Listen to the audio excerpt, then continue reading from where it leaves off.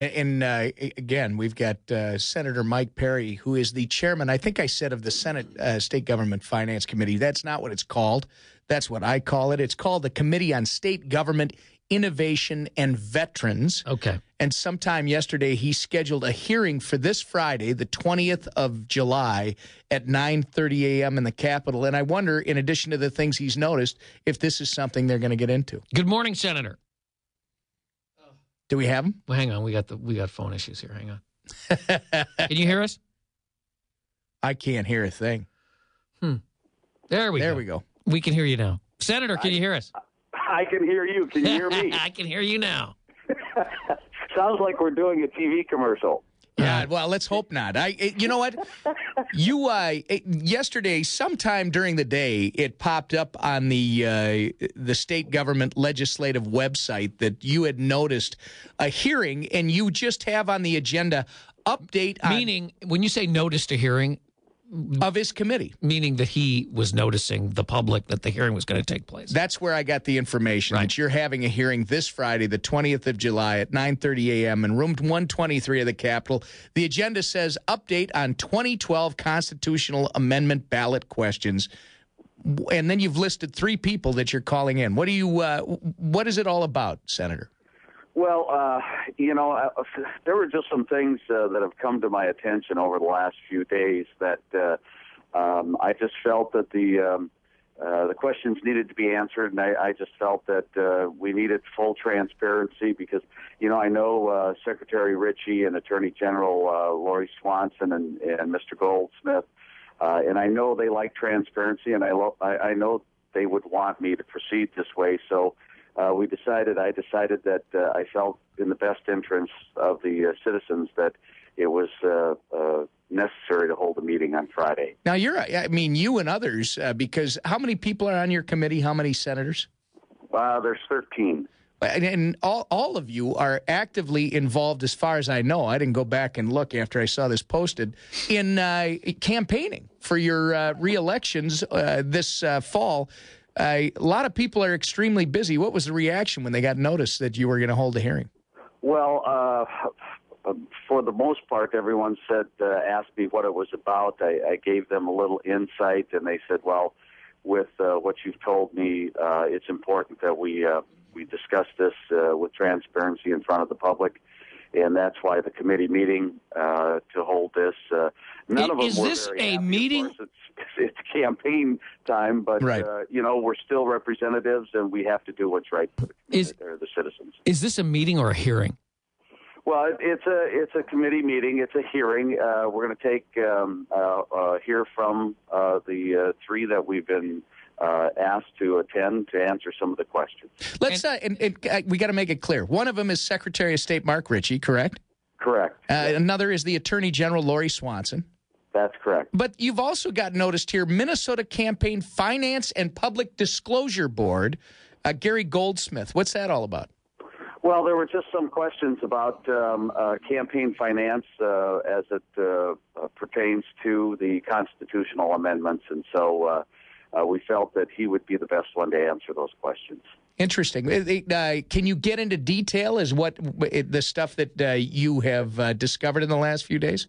No, because I have not had any one-on-one discussions with the 3 that are in you don't want to tip your hand. And I just don't think it'd be.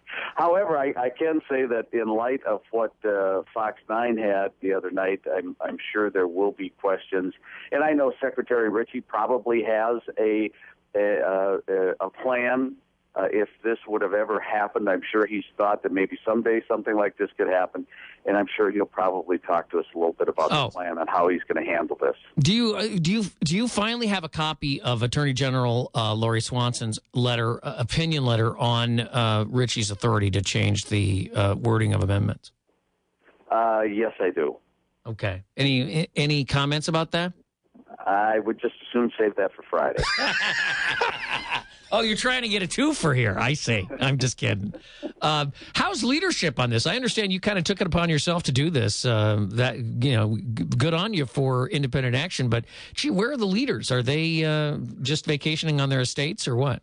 Well, I've talked with, folks in the leadership and said this is what we have to do because citizens are demanding it and they want the transparency. And I just felt that, I also felt that maybe this is something the House should be looking at. But, we don't have time to wait on this, and I believe it's that important that we need to bring it up and get it in front of the public by Friday. Well, I was surprised when I saw it yesterday, Senator, because we've been a little outspoken in the last week. Everybody seems to want to wait for some court proceeding, which I frankly think is a mistake in light of what we saw the Supreme Court do with Obamacare.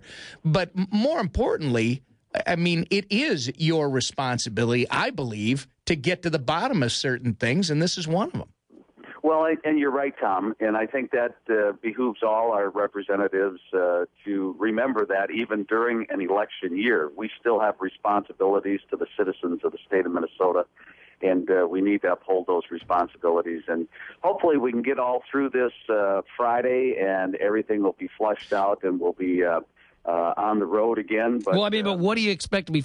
Let's suppose, does this mean we get the wording changed back to what the original legislature actually passed?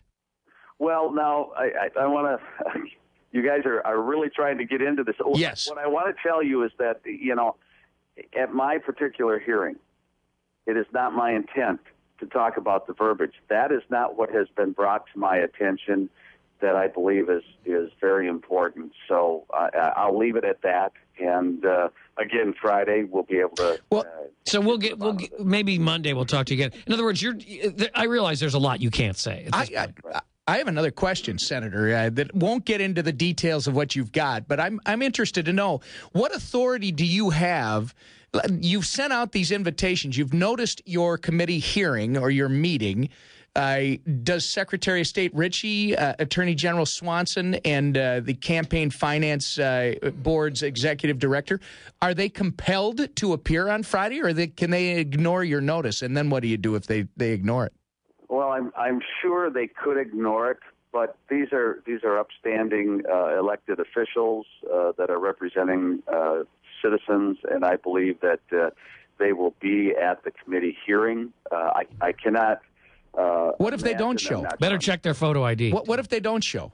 Well, then we'll have to take a look at the next step. I do know at some point in time we do have subpoena authority, but I don't believe any of that will be necessary because I know that Secretary Ritchie and Attorney General Lori Swanson want to make sure that they have transparency and that they're open and that they take care of the questions that have come forth from these citizens. So I have one more question.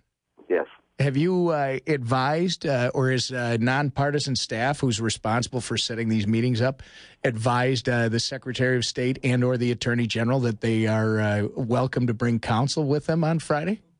Well, I did not put that into the letter, but if they so choose to do that, that's totally their decision. Wow. Senator Mike Parry, thanks for joining us this morning.